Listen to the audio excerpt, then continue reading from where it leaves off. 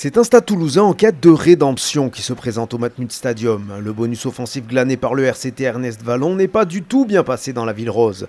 Grosse pression donc pour les hommes du Gomola face à un promu qui a lui aussi de la frustration à évacuer après la claque reçue à La Rochelle. Des Lyonnais qui entendent se resserrer sur les fondamentaux du rugby, une bonne conquête, une grosse dose de combat. Et ça marche dès le début du match avec l'appui du vent.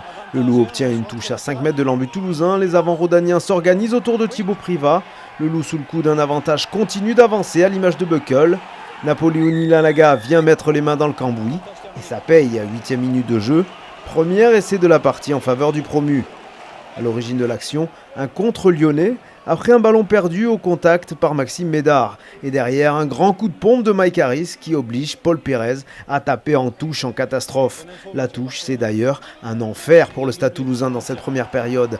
4 munitions perdues par l'alignement haut-garonnais, c'est énorme. Lyon est appliqué, très sérieux, et le Stade Toulousain est prié doit faire des fautes. Toby Flood prendra d'ailleurs un carton jaune.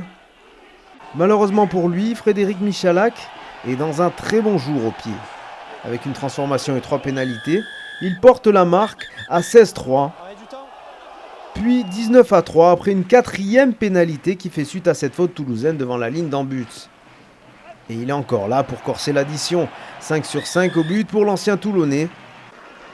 19-3, c'est le score à la pause. Le handicap est déjà lourd pour les hommes du Gomola. Lyon redémarre la seconde période en infériorité numérique puisque Virgile Bruni a pris un carton jaune à la 37e, mais il va tenir bon à 14. La défense rhodanienne est solide et s'arc-boute devant sa ligne. C'est en fait un coup du sort qui va relancer Toulouse. Harris cafouille une transversale de Jean-Marc Doussin, entré à la pause. Sofiane Guitoun n'en demandait pas tant. C'est ce qu'on appelle un essai casquette. On revoit la bourde de Mike Harris. L'Olympique lyonnais ne fera pas de l'Australien son prochain gardien de but. Bézi transforme 19-10, mais le demi de mêlée toulousain se met à la faute quasiment sur le renvoi et Michalak convertit la pénalité en point 22-10. Mais les Hauts-Garonnais insistent et savent se montrer patients. Leur jeu large, décrié car souvent stérile, va finir par payer. Edwin Maka, le 3e ligne, gagne quelques précieux mètres. Le ballon va repartir grand champ. Maxime Médard fait une différence et donne un ballon d'essai à Paul Pérez. 2e essai pour le Stade Toulousain dans ce match. C'est un de plus que sur les 2 dernières rencontres.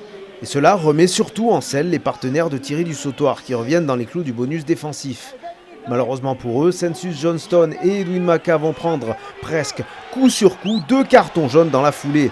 Les Toulousains vont dépenser une énergie énorme à 13 contre 15 et il ne leur en restera plus assez pour aller chercher la gagne. Tout juste le bonus défensif. 25-20 score final, 3e défaite d'affilée pour le Stade Toulousain avant un classico de tous les dangers face au Stade français.